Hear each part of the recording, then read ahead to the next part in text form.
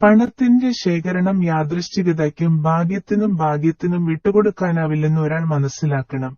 വലിയ ഭാഗ്യം സമ്പാദിച്ച എല്ലാവരും ആദ്യം ഒരു നിശ്ചിത അളവിലുള്ള സ്വപ്നം, പ്രതീക്ഷകൾ, ആഗ്രഹങ്ങൾ എന്നിവ ചെയ്തു. അവർ പണം സമ്പാദിക്കുന്നതിനു മുമ്പ് ആഗ്രഹിക്കുക, ആസൂത്രണം ചെയ്യുക. നിങ്ങൾക്ക് ഒരിക്കലും വലിയ അളവിൽ സമ്പത്ത് ഉണ്ടാകില്ലെന്ന് ഇവിടെ നിങ്ങൾക്ക് നന്നായി അറിയാമായിരിക്കും. പണത്തിനായുള്ള ആഗ്രഹത്തിന്റെ ഒരു വെള്ളച്ചൂടിൽ സ്വയം പ്രവർത്തിക്കാൻ നിങ്ങൾക്ക് കഴിയാതെ, യഥാർത്ഥത്തിൽ നിങ്ങൾക്കത് സ്വന്തമാക്കാൻ കഴിയുമെന്ന് വിശ്വസിക്കുക.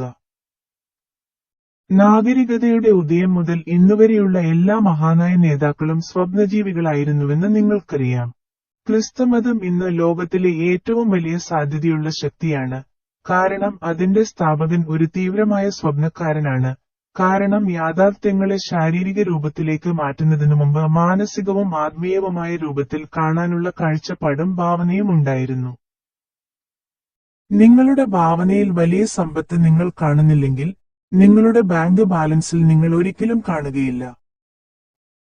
അമേരിക്കയുടെ ചരിത്രത്തിൽ ഒരിക്കലും പ്രായോഗിക സ്വപ്നക്കാർക്ക് ഇപ്പോൾ ഉള്ളതുപോലെ വലിയ അവസരമുണ്ടായിട്ടില്ല. 6 വർഷത്തെ സാമ്പത്തിക തകർച്ച എല്ലാ പുരുഷന്മാരെയും ഗണ്യമായി ഒരേ നിലയിലേക്ക് താഴ്ത്തി. ഒരു പുതിയ ഓട്ടം നടക്കാൻ പോകുന്നു.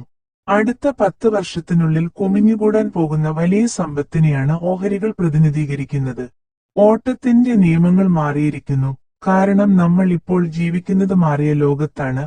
അത് തീർച്ചയായും ബഹുജനങ്ങളെ അനുകൂലിക്കുന്നു. ഭയം വളർച്ചയെയും വികാസത്തെയും സ്തംഭിപ്പിച്ച് വിഷാദാവസ്ഥയിൽ നിലനിന്നിരുന്ന സാഹചര്യങ്ങളിൽ വിജയിക്കാൻ കുറച്ച് അല്ലെങ്കിൽ അവസരമില്ലാത്തവർ. സമ്പത്തിനു വേണ്ടിയുള്ള ഈ ഓട്ടമത്സരത്തിലാണ് നമ്മൾ ജീവിക്കുന്ന ഈ മാറിയ ലോകം. പുതിയ ആശയങ്ങൾ, പുതിയ കാര്യങ്ങൾ ചെയ്യാനുള്ള വഴികൾ, പുതിയ നേതാക്കൾ, പുതിയ കണ്ടുപിടുത്തങ്ങൾ, പുതിയ മാർക്കറ്റിംഗ് രീതികൾ, പഠിപ്പിക്കുന്നതിനുള്ള പുതിയ രീതികൾ, പുതിയ പുസ്തകങ്ങൾ എന്നിവ ആവശ്യപ്പെടുന്നുവെന്ന് അറിയാൻ പ്രോത്സാഹിപ്പിക്കണം. പുതിയ സാഹിത്യം, റേഡിയോയ്ക്കുള്ള പുതിയ സവിശേഷതകൾ, ചലിക്കുന്ന ചിത്രങ്ങൾക്കുള്ള പുതിയ ആശയങ്ങൾ. പുതിയതും മികച്ചതുമായ കാര്യങ്ങൾക്കായുള്ള ഈ എല്ലാ ആവശ്യങ്ങളുടെയും പിൻബലത്തിൽ വിജയിക്കാൻ ഒരാൾക്ക് ഉണ്ടായിരിക്കേണ്ട ഒരു ഗുണമുണ്ട്. അതാണ് ഉദ്ദേശ്യത്തിന്റെ നിർവചനം. ഒരാൾക്ക് എന്താണ് വേണ്ടതെന്ന അറിവ്. അത് സ്വന്തമാക്കാനുള്ള ജ്വലിക്കുന്ന ആഗ്രഹവും. ബിസിനസ് മാന്ദ്യം ഒരു യുഗത്തിന്റെ മരണത്തെയും മറ്റൊന്നിന്റെ ജനനത്തെയും അടയാളപ്പെടുത്തി. ഈ മാറിയ ലോകത്തിന് അവരുടെ സ്വപ്നങ്ങൾ പ്രാവർത്തികമാക്കാൻ കഴിയുന്ന പ്രായോഗിക സ്വപ്നക്കാർ ആവശ്യമാണ്. പ്രായോഗിക സ്വപ്നം കാണുന്നവർ എല്ലായ്പ്പോഴും നാഗരികതയുടെ മാതൃകാ നിർമ്മാതാക്കളാണ്. സമ്പത്ത് സമ്പാദിക്കാൻ ആഗ്രഹിക്കുന്ന നാം, ലോകത്തിന്റെ യഥാർത്ഥ നേതാക്കന്മാരെ എല്ലായ്പ്പോഴും ഓർമ്മിക്കേണ്ടതാണ്.